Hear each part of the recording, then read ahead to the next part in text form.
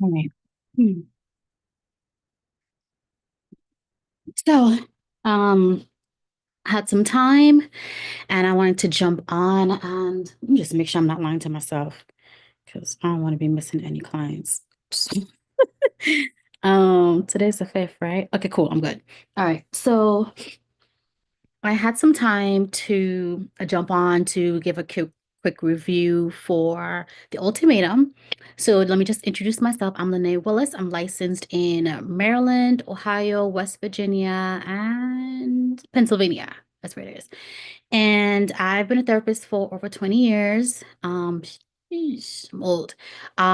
Regardless, I see individuals, I see children above the age of 10, and I also see couples. So I feel like my feedback is very useful in watching some of these shows because it's important for us to get insight to what it is that we're viewing. And I know while most of this, the reality TV relationship shows that we look at, it's entertainment. However, you just still have to consider how relationships are portrayed over these means and how it would influence you and your perceptions of what healthy and unhealthy dynamics are. So I'm just here just to present some of the common themes in these shows.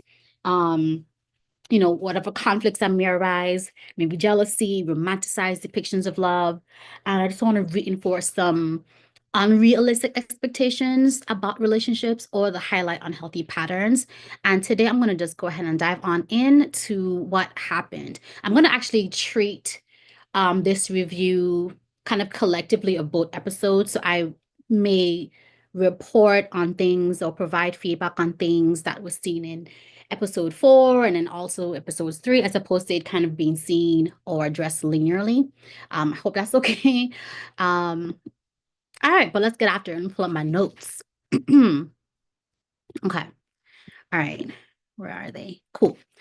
All right. So the scene opens up and it's kind of showing all the different couples. So there's Micah and Mariah who are kind of having that initial conversation. Is pretty awkward. And as suspected, when you are in a new relationship, it's important to establish the rules and regulations, right? For that relationship. A part of dating gives you the opportunity to learn your partner while you're also simultaneously learning about yourself. But when you do actually begin starting an actual titled relationship, there are some like nuanced situations that you'll have to work through. And sometimes just plowing through and having those rules and regulations, expectations, conversation up front, it kind of sets the tone for the rest of the relationship. So for instance, things that you may want to flesh out, initially in a relationship when it starts out is like communication expectations. So do you prefer texting over FaceTime or phone calls? What are your expected length? What are the time frames of when we can, talk? As it stands, as a married woman, my husband could call me, text me, FaceTime me at any time. However, when we were dating, there were stipulations and boundaries and guidelines around that because of the nature of our relationship. So consider the nature of your relationship and then what appropriate boundaries you feel like you want to apply to that relationship, especially if this relationship is new. And I think as we observed Micah and Mariah's interaction, though awkward as it may be, I think them creating rules and regulations just kind of help with getting some things together. Now, Scotty and Zaina, I hope I pronounced her name properly. They are very comfortable. Night one, they were easily sleeping in the same bed. I don't recall seeing a conversation about, oh, should I sleep in the bed? Is it gonna be okay? Are you comfortable? No, it was like automatic. They both gravitated to the bed when it came time to sleep. Sorry, my nose is running.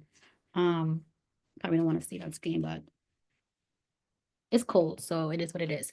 All right. So Scotty and Zaina, the notes that I made here is that they are both looking for a partnership. And I think this is why this process works for them because they're looking for something that they did not have or things that they had challenges with in their relationship. So they still have their grievances that they shared in regards to their former partner, but they feel like a genuine connection to each other would help them overcome some of those grievances, or maybe even see those grievances a bit differently or from a different perspective. Now, Scotty, which is bizarre to me, but he is really throwing out the vibes that he wants to be with Xena. So almost like forget his girl. Um, Aria, I think it is. Forget his girl Aria. He's gonna go ahead and move forward with Zena. Something that he said that kind of took me back to some feedback I provided about Mariah is that he made a comment about he wants to leave her engaged. So what I understood from that is whether he is engaged to Aria or he is engaged to Zena, he is leaving with a fiance. That's scary to me because, like I said with Mariah, it sounds like it's focused on, checking off that box and meeting that milestone of marriage, as opposed to thoroughly assessing that this relationship is a good fit. And I can't imagine that he would even begin to feel that he should become engaged to Zayn and have them having met for just a week. That makes no sense, Scotty. But this is a TV show. I have to remember that sometimes some of these things may or may not be done for entertainment. And so you kind of have to take some of the situations with a grain of salt, right? Now, moving on to Nick and Vanessa, they also seem very comfortable. They seem to have decidedly sleep in the same bed. Nick continued to have true concerns about why JR and Sandy selected each other. He called BS on what he felt like they would be able to glean from this experiment, so to speak. And I think the issue with that is because everyone could feel their sexual chemistry between JR and Sandy. And in that moment, he realized the decision that he had made in that moment to put them on the show. And I'm gonna be honest, JR is literally moving with pure lust. Um, and I don't know. We'll see how that works out. But Vanessa and Nick, they do seem like a good pairing. What I did sense and what kind of came into the picture later on as I go through this is that um, Vanessa was feeling a little sketchy in their union because Nick seemed so focused on what was going on with Sandy and JR that he wasn't thoroughly being attentive to Vanessa. He did apologize to Vanessa, and Vanessa kind of excused it, but I could tell that she picked up on the fact that he was really tied into what was going on with his ex, Sandy, and he may not be able to fully put energy and effort into his pairing with Vanessa. Now, fast forward to JR and Sandy. Of course, they laying in the bed, they all touching each other. It's just, it was just moving too fast. And I think maybe one of them even mentioned that. I think JR actually in my notes I put, he said that he thought that they were moving fast. And anyone seeing and um observing their relationship, JR is very touchy-feely, which is good, but I feel well, it's good for some people. Some people don't like to be touched. But I feel like that saying that says that men give love to get sex and women give sex to get love? This is exactly what I feel like is happening here. Like Sandy, I feel like is doing all these things. She's being compassionate. She's asking him about the laundry. She's, cooking together, even though she won the skee ball or whatever it was that they were playing. I don't know what. No, not skee ball. Whatever it was, the pin, bowling, whatever it was. She won, and the prize was that he would have to cook dinner, but she still assisted and supported him, which I think is something that JR needs to experience. And I'm kind of surprised that Zaina and JR don't do that stuff, but he's making it seem like Zaina doesn't do any of that stuff, or all of this, what Sandy is providing to him is new for him. It's really interesting because when Scotty and Zaina were together, she made dinner for him. So I don't know. I don't know if what JR is really putting out is honest. Now, not all men that are attractive are are grimy. And I'm not saying that JR is grimy, but I feel like his connection with Sandy was an opportunity for him to engage in griminess. Okay? I'm not calling him grimy. But behavior, some of it that I've noticed and observed, it's definitely grimy. Um, it looks like they were able to also get a little bit closer in their bowling game or whatever it is that they were playing. I did make a note that he is very handsy with her, and she is trying to get something out of their connection. I can tell that she's trying to do so, but I wonder if it's because she's trying to go against what Nick has been texting her about JR's true intentions for their connection. And I think because she's trying to offset what Nick has said, she's trying to intentionally encourage openness and vulnerability in their relationship so that it is seen by the viewers that they are connected more so through their emotional vulnerability as opposed to their sexual tension. But we see it. And I saw the name. I don't remember it exactly verbatim, but I saw the name of the next episode, which I'll do a review on. I don't know, whatever, whenever I get a chance to actually watch the show and take notes. But the name of it was indicative of the fact that JR and Sandy are, in it for the sexual benefits, so to speak. I don't know if it was like a hall pass or something like that in the title. But anyway, jumping forward to Arya and Caleb. Now it looks like they are building a super sweet friendship. Caleb, let me tell you about Caleb. Caleb is, I like to say that he's like 26 plus. I have no idea how old this man is. But Caleb comes off as a young Barack Obama in a sense that he just seems so laid back and so chilled and so present and mature. I remember in the last feedback session, I made a comment about emerging adults being 18 to 29 years of age and certain things that people may not necessarily be ready for at that age. Not saying you can't be ready for marriage and not saying that you are not mature. I feel like I was very mature, but I think it depends, right? Really just based on the experiences that you've had, the decisions that you've had to make, and where life is taking you, right? And so Arya and Caleb, I feel like their connection is very strong. They're continuing to build it. But there's this underlying sense that Caleb is concerned about Mariah being alone in the process, which pushes me now to the disruption of the show, which was because there were two original couples who left. So Vanessa, who was originally paired with her partner, um, what was his name? I don't even think I have his name in here. Dave. Dave and Chanel. I think that's what it was, Dave and Chanel. Um, Dave and Chanel, Vanessa, and Micah apparently met up outside of casting and outside of the show, and they chucked the deuces on the show. They both left, but what as a result of them doing so, that then left Nick single or divorced, and then of course it then also left Mariah being single, which was fine. I don't know how much um they would have gotten Micah and Mike not Micah. I don't know how much Chanel and Dave would have gotten out of their pairing because it did seem awkward. Micah and Mariah seemed very awkward. I think Vanessa just left maybe because she felt slighted a little bit by Nick's attention to what was going on and attention and distraction to what was going on with Sandy and JR. And I think she cut her losses and she left. Um, I really wish I could interview one of you guys. If you guys want to reach out to me, please do not hesitate. LP Willis at LPCTC as in constant T as in therapy services with an S on the end.com. Please, I would love to interview you because I have so many questions. And I know the rest of the show has not aired, so you probably aren't able to even accept interviews at this point. But if you do, and if you're interested, I'm here for it.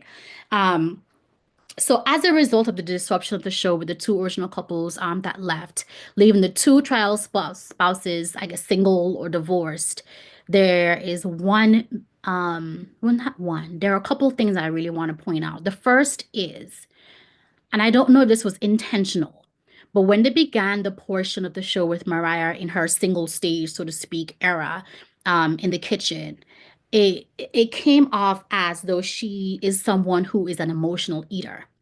Now, it's important that I have to address this. I have worked very minimally with individuals who have eating disorders.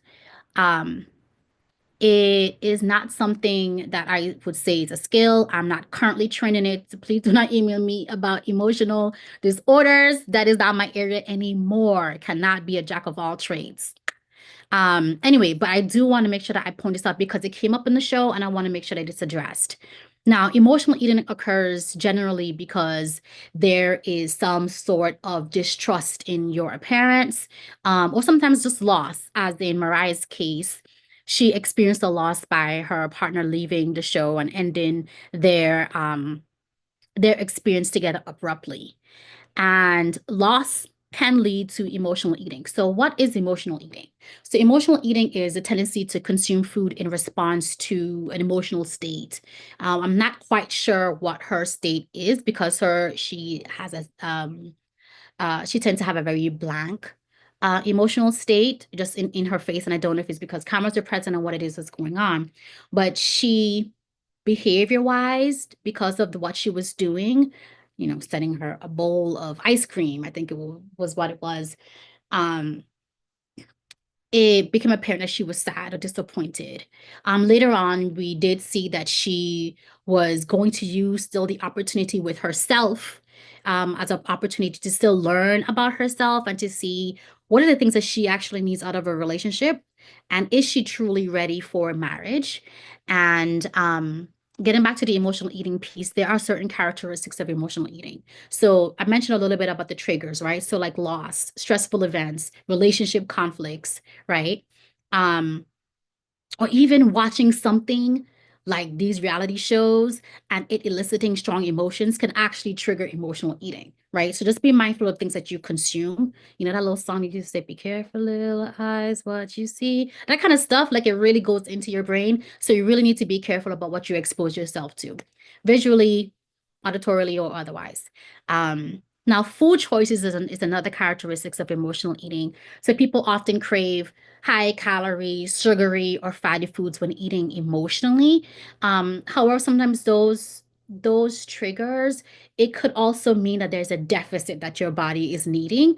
And so if you Google it, I'm sure anyone, if you have a computer, Google it. If you find yourself craving like sugary foods, you can Google my body, I'm craving sugary foods. What is something I can eat instead of a sugary item? And it'll give you suggestions or recommendations of what are some things that you can try as opposed to consuming something sugary or something fatty.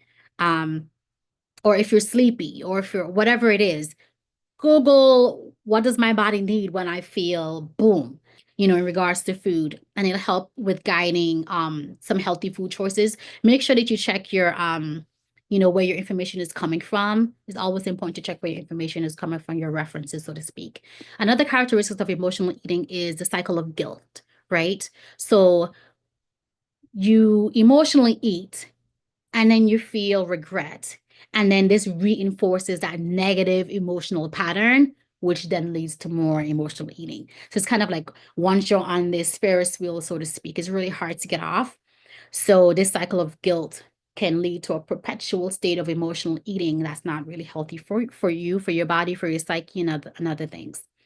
And then I guess a final characteristic I would say would be I guess like a hunger cue, so lack of a hunger cue, so to speak. So eating is disconnected from physical hunger signals, right? And then it becomes then driven purely by emotion because now you're on this cycle, right? So you're eating based on emotion. You're not eating because you're hungry, right? So you start missing those actual hungry cues. And so when you're hungry and you're missing those cues, you end up consuming those high caloric, sugary or fatty foods because they're fast choices, right? No one is like, you know what? I'm on this emotional eating thing. Let me just go to Baja Fresh and get me a nice salad. No one's going to like, what is it called? Fresh Green or something, whatever those salad places are called. No one's going there to go get that. No one's going to McDonald's and ordering the salad. No one is, right? Without those fatty dressings. So you definitely want to just stay tuned to the characteristics of emotional eating. And of course, there are more things, but those are the four that I really wanted to point out.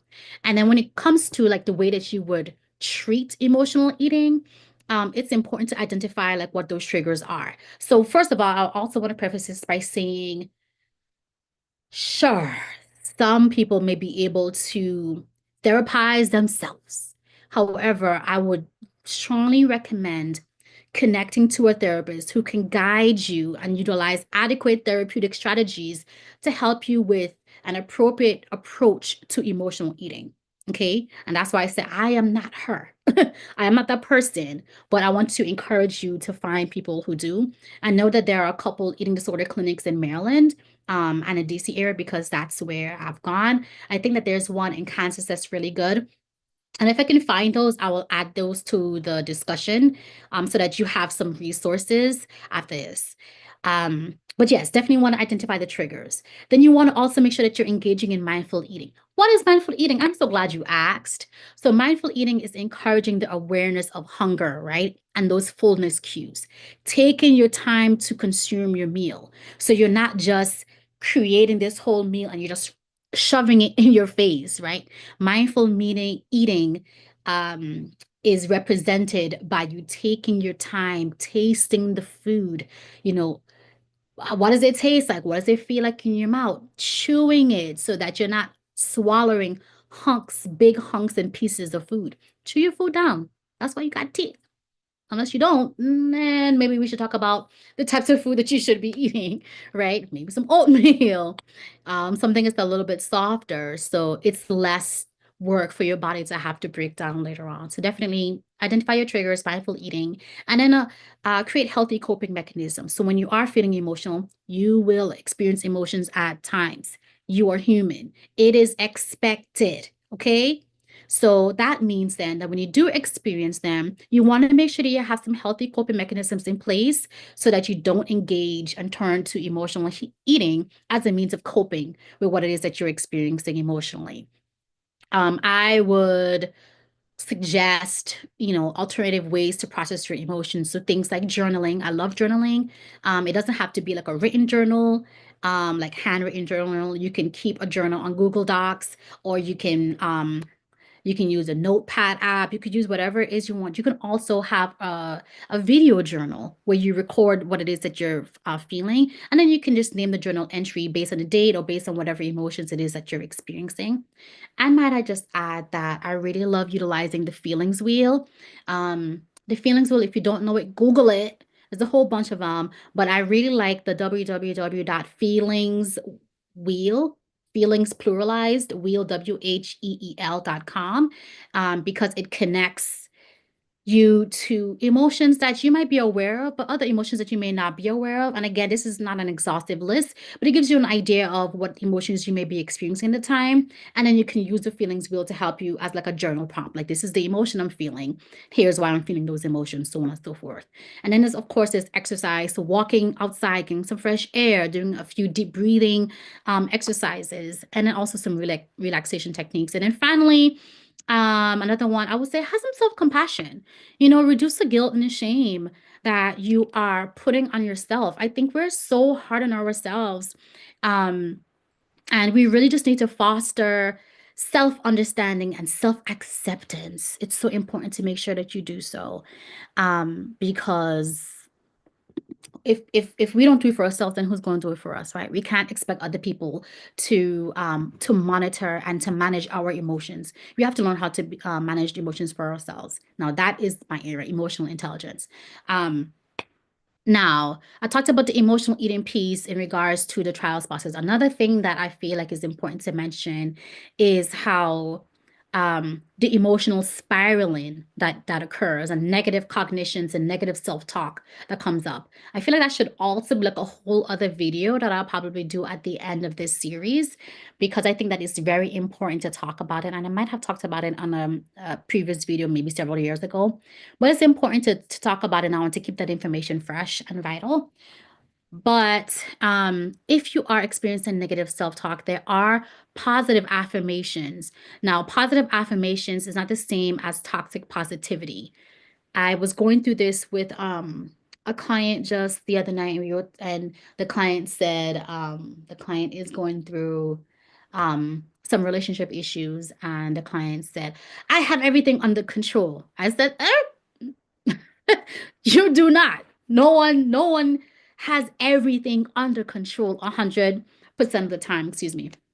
No one does that. It's the positive affirmation that you utilize must be something that's accurate and something that feels true for you. So say for instance, you feel like your life is out of control and that's the negative self-talk that you have kind of going on internally. Oh, maybe even vocalizing, which you should not do. Do not vocalize negative self-talk. Please don't. That is a whole other issue. Again, I need to talk about that in another episode or in another series of video. But anyway, positive affirmation for that negative self-talk would be something along the affirmations. Did I say affirmations? Yeah, positive affirmations to refute that negative self-talk would be, I can control some things, right? That's positive. You can't control everything. You can control some things. Um, I can make decisions. I can make sound decisions. That's another indication that you can control something because you can make the decisions. I can identify the choices that are available for me. Yes, yes, you can. You can do that. Please come up with positive affirmations. And again, Google is your friend. If you do not know, you are lost at coming up with positive affirmations for yourself, Google it. Google what are helpful positive affirmations for my negative self talk. Okay. Or treat negative self talk with positive affirmations. You will find plenty of information. Again, beware of the source. There are a lot of people out here who are providing information and they're not qualified to do so. And, if when you read something, before you even read it, once you find something, look at the author, Google them. Who are they? What's their experience? Um, what are their certifications, their licenses, and things of that nature? Because while you may live, and I think life teaches you a lot, which is great, you may not necessarily be trained, right, to provide whatever feedback or whatever support is needed to treat a specific issue. So you want to look at that type of stuff. And it's well within your rights as an individual who's receiving support from a therapist, whether the therapist is new or old, to inquire, ask questions about what it is that you feel like you might need.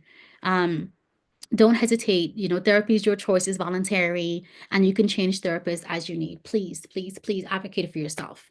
Now, moving forward to the rest of my feedback in regards to episodes 3 and 4. Um, that first night, I guess that they were in the that all the couples were, originally separated into their space. Micah and Chanel must have met up because I saw her like creeping back in the next morning into her apartment with Dave. And the night before, she had just told Dave that she wanted to go for a walk. But I think after she had a conversation with Micah that night and possibly spent the night with him somewhere, who knows? Because I think it was like the next morning, the sun was rising and she was like sneaking back in. So um, I think there was the point that they ended up having a conversation, all four of them, to make the decision to leave. Now, I want to address that as well. Um, don't issue an ultimatum of this caliber if you aren't ready for the ramifications of what it would mean. I said this from the very beginning. Like, an ultimatum is hard. Okay. I don't recommend it on anyone. If you can avoid issuing an ultimatum to anyone that you're seeing, then please avoid it like the plague. If you're going to go on a show like this, that is an ultimatum, see it through, because what happens is that you leave people hanging and it creates this negative self-talk that I'm talking about, because now those people could also be grappling with feelings of abandonment. For instance, Nick, Sandy's abandoned me, even though she didn't. He brought her to the show. This is how he's going to feel, right? Because Sarah or Sandy is now connected to JR. And then the girl that he was connected with in this trial marriage, Vanessa, she left, right? And it could create some unprocessed emotions or bring about some unprocessed emotions, which he definitely should process, which I am seeing because he has been communicating with Sandy nonstop. It's completely distracting her from her process. So he's not dealing with it, I think, as healthy as Mariah is, even though Mariah and Nick both said that they would try to support one another, not living together in a trial marriage, but support one another individually as they deal with their divorce. so to speak. Um, and the other thing is part of why an ultimatum is being issued, right? And the premise of the show is because there are aspects within the relationship that's not working for either one or both of the persons in the relationship. So the ultimatum and this process that they do, while it's like cruel and unusual punishment, like, God forbid, they took my husband from me. He would never do that to me anyway, and I would never do that to him. But if that were to happen, it would create additional dynamics in the relationship, especially if there are things done with the other individual partners that you are in this trial marriage with, that's not healthy.